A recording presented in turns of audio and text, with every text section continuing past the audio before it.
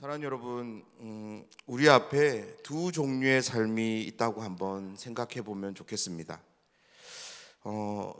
우리는 이 두 종류의 삶 중에 한 가지를 선택할 수 있고 그 삶을 우리의 사랑하는 자녀들에게 줄 수 있다고 한다면 여러분은 어떤 삶을 여러분의 사랑하는 자녀들에게 주고 싶으십니까? 먼저는 아주 화려하고 굉장하게 시작되지만 점점 화려함과 굉장함은 사라지고 결국에는 초라해짐이 기다리는 삶이 있고요. 또 다른 삶은 처음에는 힘들고 어려움이 있지만 조금씩 그 어려움들은 사라지고 결국에 가서는 큰 성공을 이룰 수 있는 삶이 있습니다. 이 두 종류의 삶 중에 하나를 선택할 수 있고 자녀들에게 줄 수 있다면 여러분은 어떤 삶을 주고 싶으신가요? 여기 계시는 분들 중에 첫 번째 삶을 선택하는 분은 아무도 안 계실 겁니다. 왜냐하면 부모된 입장에서 자녀들에게 좋은 것을 주려 하지 절대 나쁜 것을 주려 하지 않기 때문입니다. 아무리 화려하게 시작하는 인생일지라도 그 끝이 어렵다면, 비록 처음에는 힘들게 시작하는 인생일지라도 그 끝이 좋을 수만 있다면 끝이 좋은 삶을 선택하는 것이 맞지 않을까요? 이스라엘 민족 앞에 놓여진 삶이 바로 이 두 종류의 삶이었습니다. 화려하게 보이는 가나안의 문화와 풍습들, 그것들은 이스라엘 민족에게 정말로 매력적으로 다가왔을 것입니다. 가나안 문화와 풍습들만 잘 따라간다면 그들에게는 그들은 풍작을 거둘 수 있을 것이고 그로 인해 안락한 삶을 보장받을 수 있을 것처럼 보였을 겁니다. 그에 반해 가나안의 문화와 풍습이 아닌 하나님을 선택하는 것, 하나님의 말씀을 선택하는 것은 지금 당장에 그들의 눈앞에 아무것도 보이지 않고 그로 인해서 아무것도 아닌 것처럼 여겨졌을 것입니다. 오히려 하나님을 선택함으로 인하여서 가나안 주변 나라들로부터의 그런 질타를 받는 대상이 되었고 그로 인해 적잖은 피해도 그들은 예상해야만 했습니다. 성경이 우리에게 무엇을 말해주고 있습니까? 하나님이 아닌 가나안 문화와 풍습을 선택한 이스라엘 민족이 어떤 고충을 겪고 있는지에 대해 상세히 말해주고 있습니다. 특별히 사사기는 이 모습에 대해서 너무나도 우리에게 잘 말해주고 있는 것 같아요. 그러면서 지금 당장에는 눈에 보이지도 않지만, 당장 어떤 유익도 가져다 주는 것처럼 보이지 않지만 너희들에게 샬롬, 평안을 안겨다 주실 분은 오직 여호와 하나님밖에 없음을, 그래서 하나님을 선택할 삶을 계속적으로 독촉하고 있는 것이 바로 사사기 말씀입니다. 사사기 성경에서 하나님의 독촉은 사사를 통해서 구체적으로 드러나는데요. 그런데 문제는 그 사사가 죽은 이후에 또다시 하나님을 떠나버린다는 그런 아쉬움이 있습니다. 오늘 함께 읽은 사사기 16장 1절에서 14절 말씀은 삼손 이야기 중에서도 클라이막스 부분입니다.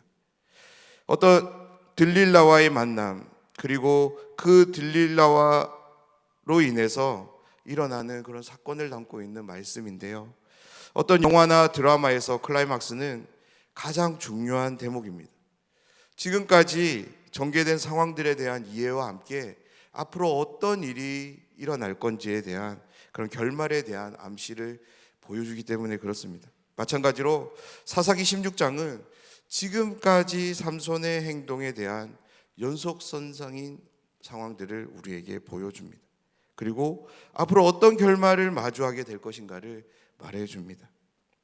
오늘 말씀을 더 분명하게 확인하기 위해서 앞에 나온 말씀 한 구절을 우리가 함께 보았으면 좋겠는데요. 사사기 13장 5절의 말씀입니다. 이 말씀은 삼손의 출생 배경을 담고 있는 말씀인데요. 자녀가 없던 마노아의 아내에게 여호와의 사자가 찾아옵니다. 그리고 그에게 이렇게 이야기합니다. 13장 5절을 제가 한번 읽어드리겠습니다. 보라, 내가 임신하여 아들을 낳으리니 그의 머리 위에 삭도를 대지 말라. 이 아이는 태에서 나옴으로부터 하나님께 바쳐진 나실인이 됨이라. 그가 블레셋 사람의 손에서 이스라엘을 구원하기 시작하리라 하시니. 아멘. 이 말씀에 보면 한 가지 분명한 경고가 나옵니다. 바로 삭도를 대지 말라는 말씀입니다. 오늘 말씀은 이 금언과 관련된 말씀입니다. 오늘 말씀을 통해 함께 생각해 보았으면 하는 것이 있는데요, 바로 하나님의 말씀에 대한 우리의 입장과 태도입니다. 삼손은 태에서 나옴으로부터 하나님께 바쳐진 나실인이라고 성경은 소개하고 있습니다. 비록 나실인의 삶이 삼손 자신이 직접 선택한 삶은 아니었지만 그는 나실인으로 살아가야 했습니다. 하지만 그는 자신이 살아내야 하는 나실인의 삶에서 아무렇지 않게 이탈하는 것을 봅니다. 자신이 죽였던 사자를 만짐으로, 그리고 마시지 말아야 하는 포도주를 마심으로 자신이 걸어가야 하는 삶이 아닌 다른 삶을 결정합니다. 사랑하는 여러분, 죽은 사자의 몸에 꿀이 있다면 그것을 찍어 먹을 수 있습니다. 연회장의 기쁨을 더욱 크게 해주는 포도주도 잔치에 참여한 사람이라면 마실 수도 있습니다. 모든 것이 가합니다. 원하면 할 수 있습니다. 그런데 조건이 있습니다. 나실인이라면 그러면 안 되었습니다. 삼손이 나실인이 아니라면 죽음을 만지든지 포도주를 먹든지 그 어느 것도 문제가 되지 않습니다. 하지만 이 모든 게 문제가 되는 이유가 무엇 때문입니까? 삼손이 나실인이기 때문입니다. 나실인은 자신에게 부여된 하나님의 사명을 목숨처럼 여기며 살아가야 했던 사람이었습니다. 그런데 삼손은 이 사명을 완수하는데 신실하지 못했습니다. 자신이 좋아하는 여인 들릴라의 말을 하나님의 말씀보다 더 중요하게 생각합니다. 자신이 하고 싶은 그런 생각들, 마음들, 행동들을 하나님이 하지 말라는 것보다 더 중요하게 생각했던 사람이었습니다. 자신이 좋아하는 여인의 마음을 살피느라 정작 하나님의 마음을 살피지 못한 것이 바로 삼손의 모습이었습니다. 그 결과는 어떻습니까? 자신에게 부여된 하나님의 거룩한 사명이 파괴되는 참혹한 현실로 마주하게 됩니다.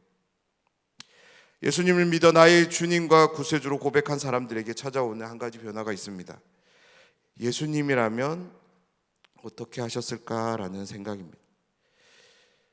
예수님을 믿고 남부터 이 생각은 모든 생각의 간섭으로 함께합니다. 예수님을 몰랐을 땐 아무런 거리낌 없이 했던 생각들, 행동들, 특별히 말들에서 이런 걸 해도 될까? 이건 하면 안 될 것 같은데, 이와 같은 예수님을 믿고 난 이후 분명 내 삶인데 하나님이, 예수님이 신경 쓰이게 됩니다. 그리고 누가 시킨 것도 아닌데 조금씩 그 삶들을 내려놓고 포기하는 자신을 발견하게 됩니다. 큰 부담을 느끼면서 그런 것들을 하나 둘씩 정리해 갈 때 모든 사람들이 이런 생각을 한번 했을 거예요. 이렇게까지 하면서 예수님을 믿어야 하는 것일까? 물론 세상의 가치를 따라 살아가도 아무도 뭐라 하지 않습니다. 오히려 세상은 반겨줄 것입니다. 하지만 이제 나는 그리스도인이 되었기에 더 이상 세상이 내가 추구하는 가치가 되어서는 안 되는 것입니다. 세상이 선보이는 길을 따르면 안 되고요, 그 길에 서지 말아야 합니다. 앉아서도 안 됩니다. 그렇다면 우리는 어떻게 살아가야 할까요? 우리의 믿음의 대상이신 예수님처럼 살아가야 합니다. 끊임없이 성경을 통해 예수님이 선택하신 삶의 방식들을 들여다보면서 내 삶이 예수님이 선택한 삶과 동일한 선택을 할 수 있도록 우리는 기도해야 합니다. 그 삶이 실패하면 또 기도하고, 또 말씀을 읽으면서 또 기도함으로 끊임없이 우리의 삶의 결정이 예수님의 결정이 될 수 있도록 우리의 삶을 변화시켜 가야 합니다.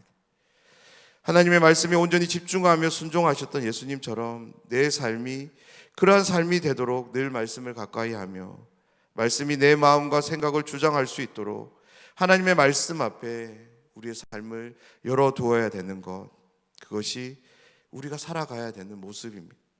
이 삶이 바로 그리스도인의 삶입니다. 삼손에게 허락된 삶은 나실인의 삶이었습니다.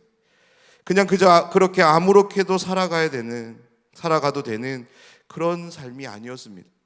삼손에게는 하나님께서 허락하신 분명한 삶이 있었습니다. 바로 나실인의 삶. 삼손은 그 삶을 결정해야 됐고 오로지 그 삶을 살아가야만 했습니다.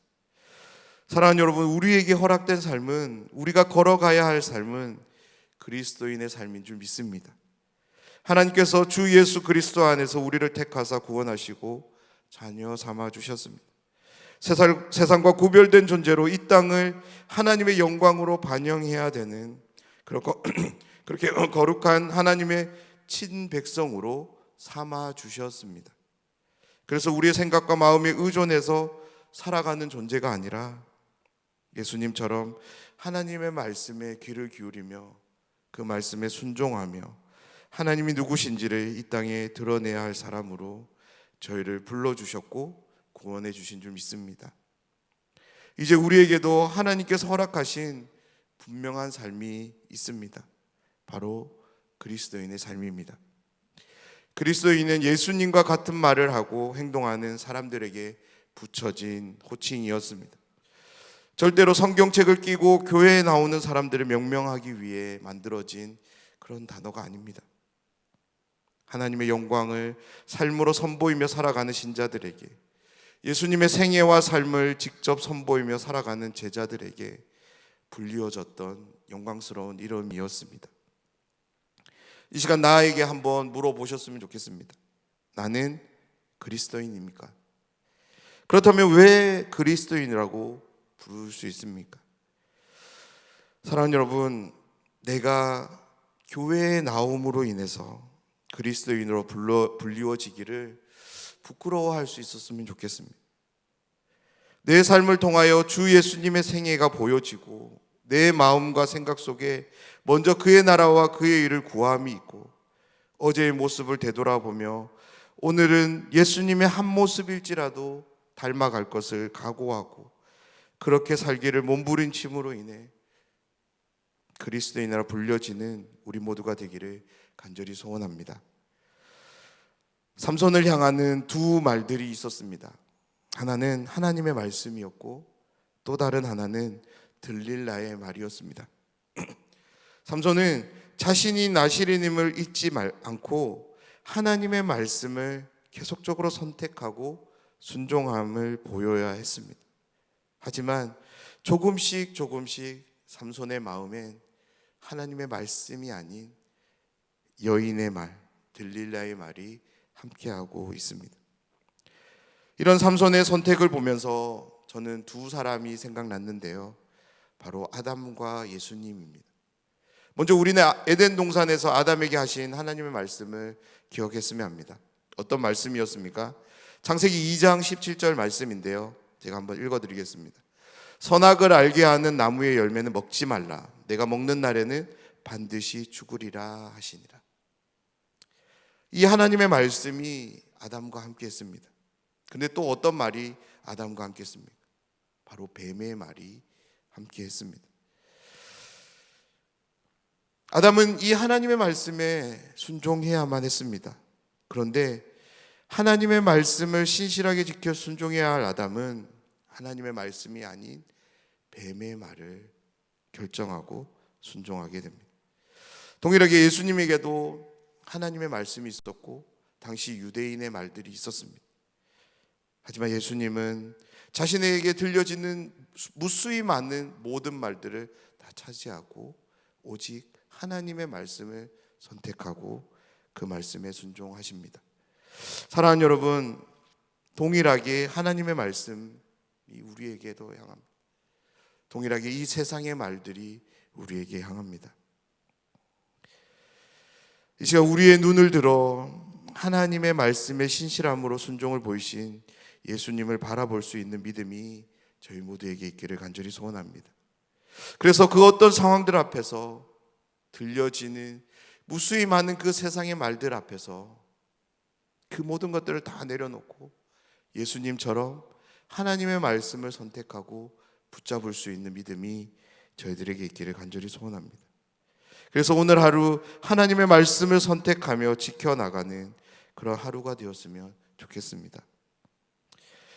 오늘 하루 우리의 모든 선택이 삼손의 선택이 아닌 우리의 선택이 되지 않도록 함께 기도했으면 좋겠습니다. 그리고 예수님의 선택이 우리의 선택이 되도록 또한 기도했으면 좋겠습니다. 그래서 오늘 하루 우리의 삶이 하나님의 말씀에 신실하게 순종을 보이신 예수님의 생애와 삶에 초대되는 그런 복된 하루가 되어 예수님의 삶을 덧입어 살아가는, 그로 인해서 예수님을 닮아가는 그런 영광스러운 하루가 되길 주님의 이름으로 축원합니다.